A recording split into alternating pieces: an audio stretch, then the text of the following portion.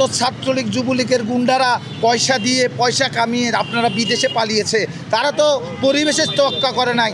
উপর দিয়ে সব আপনার ফেনা জমে গেছে, আর নিচে সব ময়লা।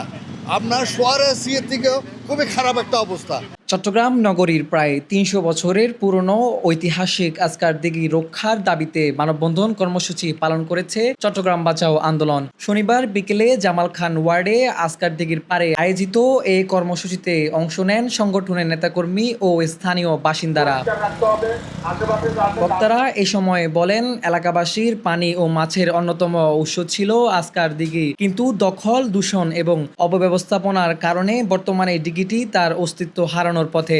আশেপাশের বিভিন্ন বাসাবাড়ি ও দোকানপাটের সুয়ারেজ লাইন সরাসরি দিঘিতে গিয়ে পড়ায় পানি দূষণ ভয়াবহ আকার ধারণ করেছে। আমরা আজকে এখানে যে মানববন্ধনে সামিল হয়েছি, সেখান থেকে আমরা কঠোরভাবে চট্টগ্রাম সিটি কর্পোরেশন, সিডিএ এবং জেলা প্রশাসনের প্রতি কঠোরভাবে আমরা বার্তা দিয়েছি, এটা দখল করা যাবে না। আপনি যে বার্তাটার কথা বলছেন, আমরা এরপরে অফিস খোলার দিনে আমরা এই জেলা প্রশাসক এবং সিডিএ এবং চট্টগ্রাম সিটি কর্পোরেশনকে আমরা স্মারকলিপি দেব, আমাদের এই আজকারদিঘির পাটটা যাতে আজকারদিঘি যাতে আমাদের রক্ষা হয় এবং এটা যাতে কেউ দখল করতে না পারে, এই জিনিসটাই হচ্ছে মূল।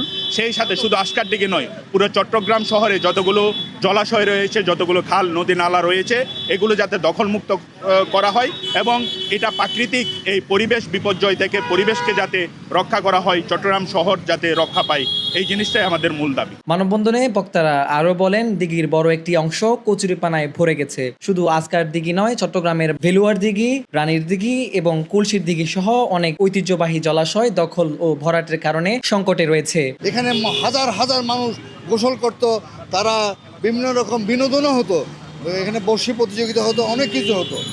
আমরা চাই, আমরা কারো সম্পত্তির উপর হাত দিতে চাই না। হ্যাঁ, আজকে এটা খেলার মাঠের মতো হয়েছে। এখানে আমরা হাত দেওয়া যাবে না।